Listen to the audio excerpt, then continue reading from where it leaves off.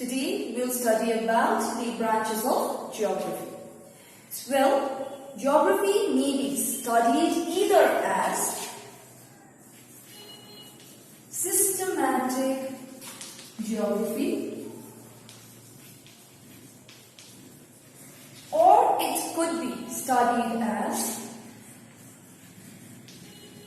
regional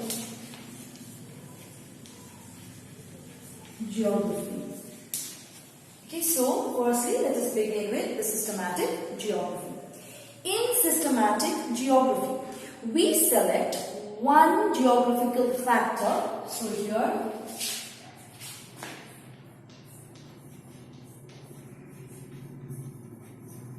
one geographical factor. Okay, so one more time, in systematic geography, we select one geographical factor and study its distribution for the whole world or a part of it. So what are we doing? We are selecting one geographical factor and studying about it. One geographical factor and we are studying about its distribution for the whole world or a part of it. Basically, our concentration is on a particular geographical factor in case of systematic geography. Okay, this geographical factor could be a relief or drainage, climate, vegetation, and so on. These factors are studied separately. Okay, they are studied separately with reference to a particular area, as we said earlier also about the whole world or a part of it. So these geographical factors are studied with reference to or in relation to a particular area, which could be a country, a continent, or a world.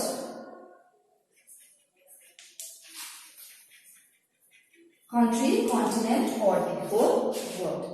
Moving on, when we talk about the regional geography.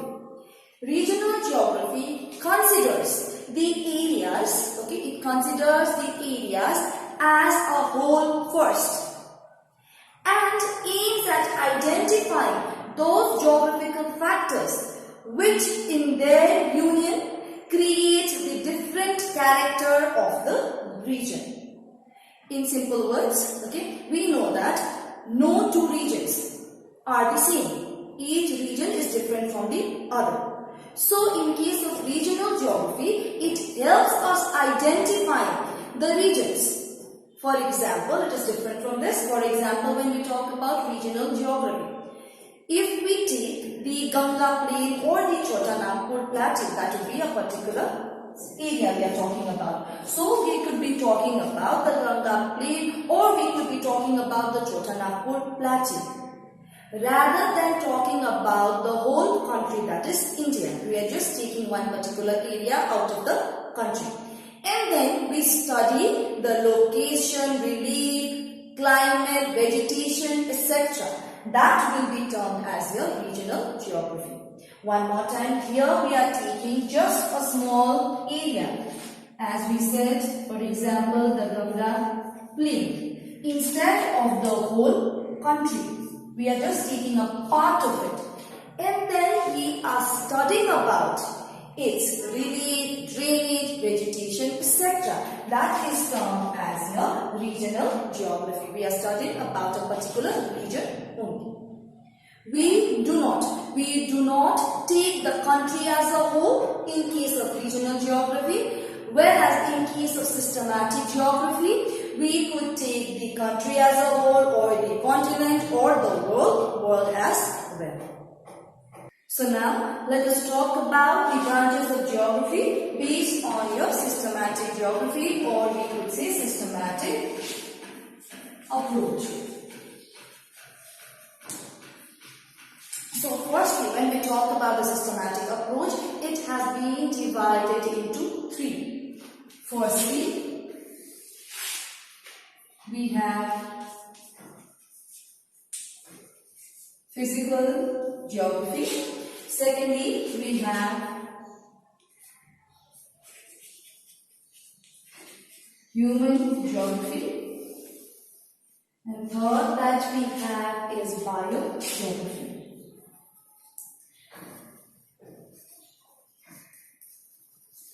Okay. One more time. When we talk about the branches of geography, firstly, let us talk about the systematic approach. In case of the systematic approach, it has been divided into three. First being physical geography, human geography and biogeography. We have studied about this in the previous class as well, but here we will be learning about it in relation to your systematic approach. So firstly, when we talk about physical geography has been further divided into, first, we studied last time as well,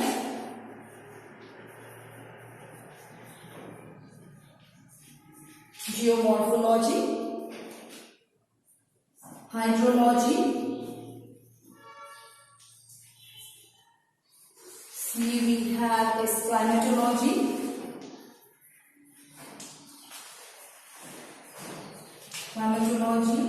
and D that we have is your soil geography.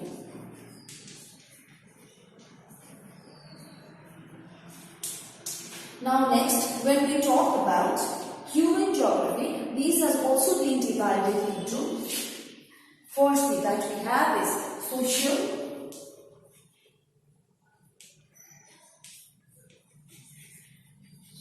cultural geography. Next that we have is population and settlement geography.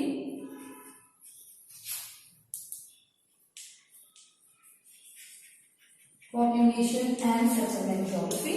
Thirdly that we have is historical geography. And next that we have is economic geography. And the last that we have here is political geography.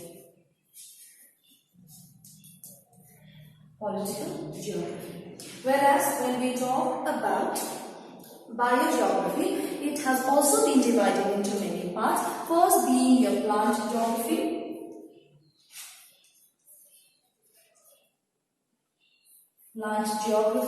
Next being your zoo geography. Thirdly being your human ecology.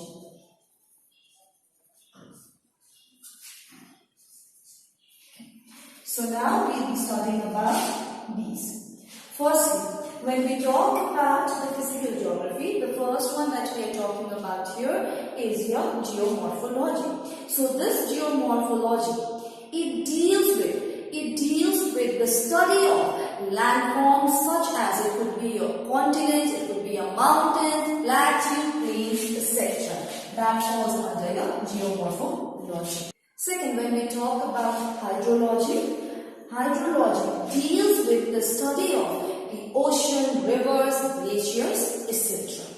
Thirdly, when we talk about climatology, it deals with the study of climatic elements such as your temperature, rainfall, winds, etc.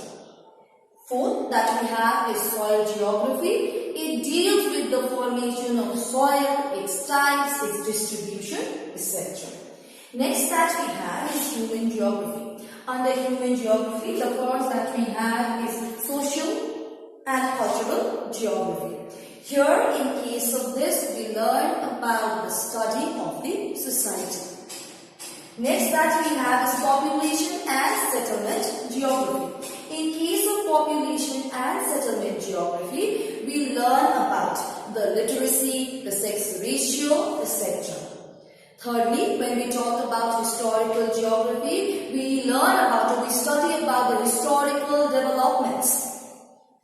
Fourth, that is economic geography. In case of economic geography, we learn about the economic activities, be it primary, secondary, tertiary, etc. When we talk about political geography, here we learn about the political boundaries. Now moving on, when we talk about biogeography, the first that we have is plant geography. So in case of plant geography, we learn about the plants, the grasslands, etc. In case of zoo geography, we learn about the animals. Lastly, in case of human ecology, we learn about the human nature, changing human nature relationship in case of human ecology. So when we talk about these, we are basically learning or talking about the systematic approach or the branches of geography in relation to the systematic approach, which has been divided into three. Firstly, physical geography, human geography, and thirdly, biogeography. Now, let us talk about the branches of geography based on your regional approach. So, when we talk about the regional approach, it has been divided into the first one that we have is regional studies.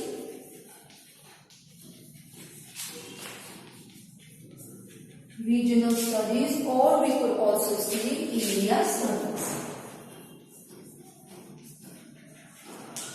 Number two, in case of regional approach, we have regional planning. Regional planning. Thirdly, we have regional development.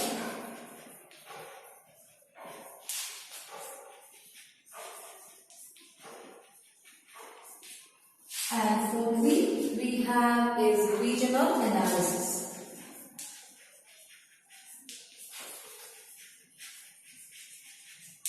Regional analysis. So when we talk about regional approach, the first that we have is regional studies or area studies. It comprises of basically the macro, the micro or the meso-regional studies. When we talk about regional planning, we are basically, or we could say that it comprises of the country, the rural, the town or the urban planning. When we talk about regional development, it comprises of regional, social and the economic development. Lastly, when we talk about regional analysis, it comprises of the analysis of the region. So basically, when we talk about the branches of geography, it could be studied under two, one being a systematic approach, the other being a regional approach. Under systematic approach, we have physical, human and the biogeography. In case of the regional approach, we have these four, that is the regional studies or area studies, regional planning, regional development and the regional analysis. Now let us talk about the future prospects of geography. Geography has a very bright future as a discipline due to the technological advancements during the last few decades. Some of the technological advancement that has helped geography in making rapid progress are GPS, that is the Global Positioning System, GIS, that is your Geographical Information System, and remote sensing. So first let us talk about the GPS or the Global Positioning. Global Positioning System or the GPS. So the Global Positioning System is, or we could say Global Positioning System uses satellite ranging techniques to determine the coordinates of a point in the ground in the form of your latitudes, longitudes, etc. One more time, when we talk about the Global Positioning System, it uses satellite ranging techniques. Okay? Why? To determine the coordinates of the point in the ground. The coordinates of the point in the ground in the form of your latitude, longitude, etc. The GPS has totally replaced the traditional method of surveying and mapping and is applied to a variety of surveys such as your topographical, or we could also say topographical surveys, hydrographic surveys, your seismic surveys, etc. helps in your global positioning system. Next, let us talk about your geographical information system. Geographical information system. for your GIS. So when we talk about the geographical information system, this system is a system of or for capturing, storing, checking, analyzing, displaying data, etc. which are reflected, or we could say which are related. Okay, these data, the system of capturing, storing, checking, analyzing, displaying the data which are related to the earth. Well, the most important function of GIS is in the field of resource identification and resource planning. Resource identification or resource planning. GIS is most accurate, okay, it is the most accurate, fast and cost efficient method of capturing, storing, manipulating and displaying the vast tenure of information or the vast treasure of information for resource identification. One more time, when we talk about the GPS, okay, it uses satellite ranging techniques in order to determine the coordinates in the form of latitude and longitude, okay, on the Earth's surface. In the same way, in case of geographical information system, it is also a system of capturing, checking, analyzing, displaying data, etc., okay, which are in relation to the Earth. Why is this important? Basically, it is used, or it is most important in case of the field of your resource identification, resource planning. Here, global positioning system has helped or is used highly in case of your topographic surveys, hydrographic surveys, seismic surveys, etc.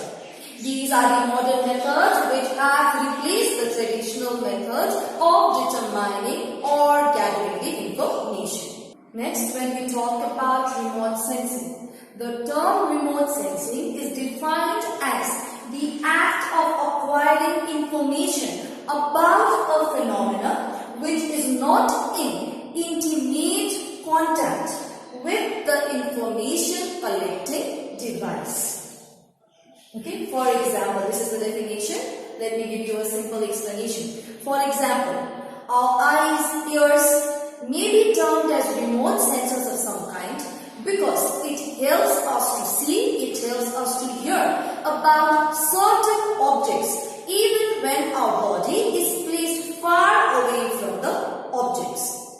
So, in the same way, remote sensors gathers information. Okay, so in the same way, remote sensors, they gather information from great distances and over broad areas, usually through the instruments mounted on the aircrafts.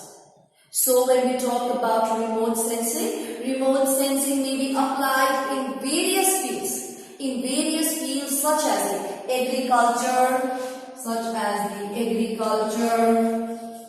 soil, or we could also use it in water resources, land use,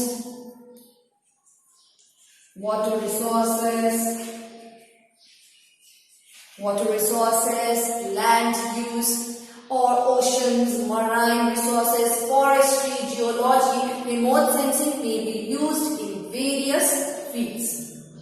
Such as, also when we talk about remote sensing, such as the identification, classification, monitoring of drought areas, okay, or we could say drought at all level in case of our country. So it also helps in identifying, monitoring, classifying the drought at all India level, preparing flood area maps, mapping and monitoring of the coastal environment, preparation of detailed forest maps. Why? For undergoing rapid change that is taking place right now. So, when we talk about remote sensing also helps in identification of these such as the drought-prone areas, preparing flood maps, or also also preparation of your forest areas or forest maps. All these are done with the help of the remote sensors. What are these? These are remote sensing is the act of acquiring information about a certain phenomenon, okay, which is not an intimate contact, direct contact with the information collecting device. As we said, the information collecting device is placed far away, okay, is placed far away, or we could also say it is an instrument that is mounted on the aircrafts. So, lastly, as mentioned earlier, geography is an integrating discipline.